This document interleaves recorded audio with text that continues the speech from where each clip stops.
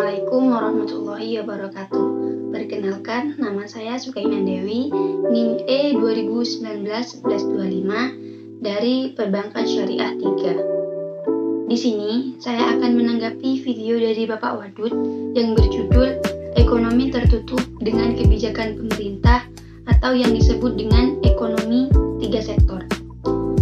Ekonomi 3 sektor yaitu ekonomi yang terdiri dari perusahaan, rumah tangga, dan yang ketiga pemerintah, yang mana perusahaan ini berlaku sebagai produsen, sedangkan rumah tangga sebagai konsumen, lalu pemerintah sebagai konsumen dan pemberi subsidi terhadap perusahaan dan rumah tangga.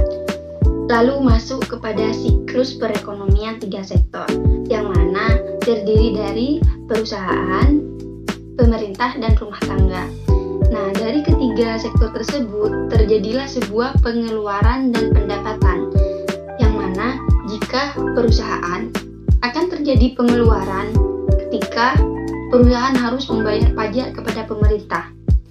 Nah, perusahaan juga bisa terjadi pengeluaran kepada rumah tangga, yaitu ketika apa? Ketika rumah tangga bekerja kepada perusahaan, maka di situ akan terjadi pembayaran seperti upah, gaji, ataupun seperti bagi hasil dari saham yang ditanam oleh rumah tangga tersebut. Lalu bagaimana dengan pendapatan perusahaan?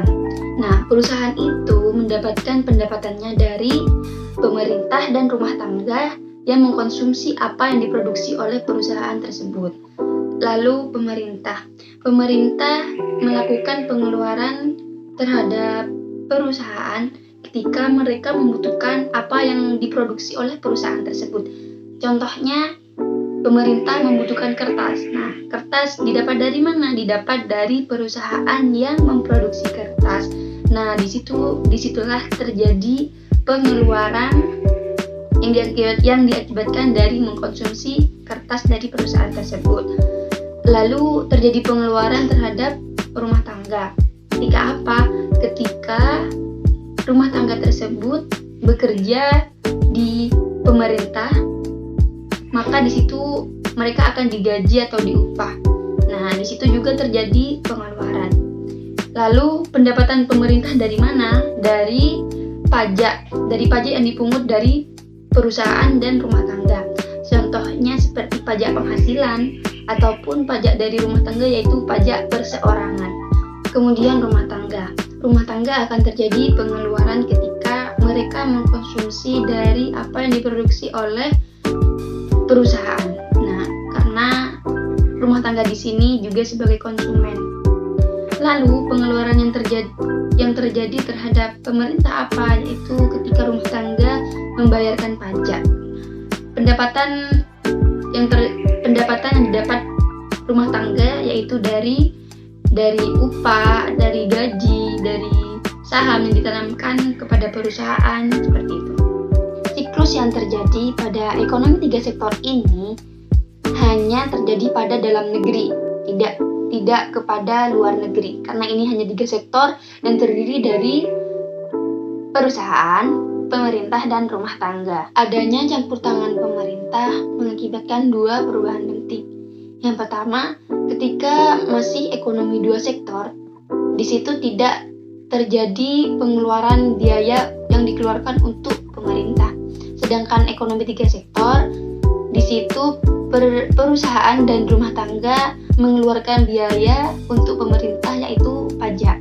Lalu yang kedua, nah, ketika pemerintah sudah mendapatkan uang dari hasil pajak tersebut, di situ pemerintah akan membelanjakan uang tersebut. Maka secara agregat akan terjadi permintaan konsumsi yang meningkat.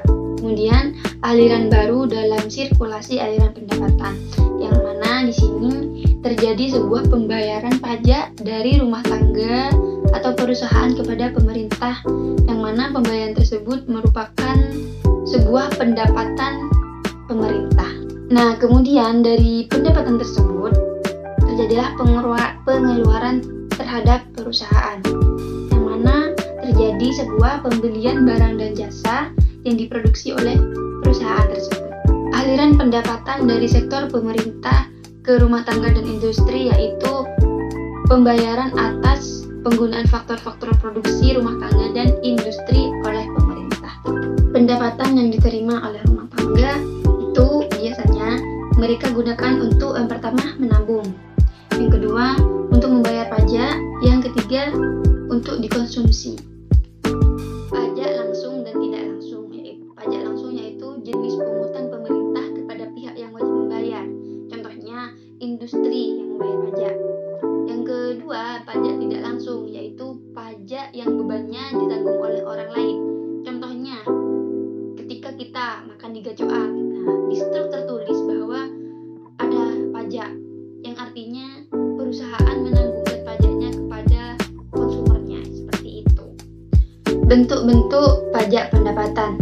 Yang pertama, pajak regresif, yaitu pajak akan turun apabila pendapatan naik. Yang kedua, pajak proporsional. Pajak akan tetap bagaimanapun tingkat pendapatannya. Pajak progresif, pajak akan naik apabila pendapatan naik. Efek pajak pada konsumsi dan tabungan.